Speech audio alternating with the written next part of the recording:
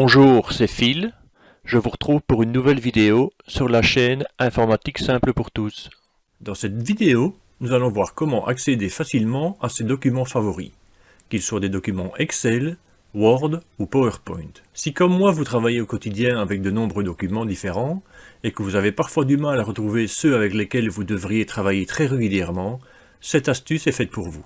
On peut l'utiliser aussi bien pour Word, PowerPoint ou Excel. Voyons un peu de quoi il s'agit.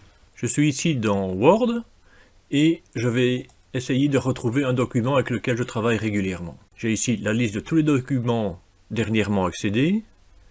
Parfois même s'il y en a plus, il se peut qu'ils n'apparaissent pas dans la liste. Donc je vais ici essayer de retrouver celui qu'il me faut et on va dire que c'est celui-là. Pour ne plus avoir de problème pour le retrouver si je dois y accéder régulièrement, je vois que je peux mettre ici, si je fais un clic droit, je peux l'épingler à la liste. Alors qu'est-ce qui se passe dans ce cas-là? Il met une petite punaise ici au-dessus et il est à ce moment-là dans les documents épinglés. Et il reste en tête de liste pour le retrouver beaucoup plus facilement. C'est évidemment très pratique pour les documents que l'on doit accéder régulièrement alors que d'autres beaucoup moins. Donc dans la liste on ne devra plus rechercher à travers tout, on les aura directement en tête de liste.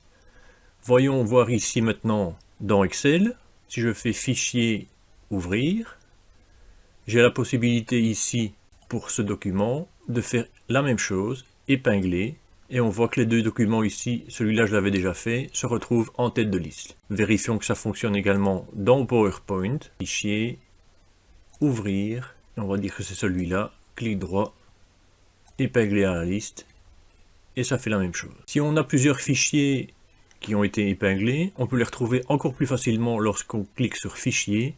On a directement les récents et les épinglés ici, et on ne voit que ceux-là.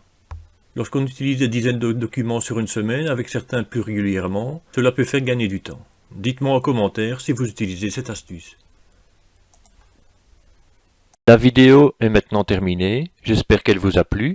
N'hésitez pas à visionner les autres vidéos disponibles sur la chaîne et à vous abonner. À bientôt pour d'autres vidéos.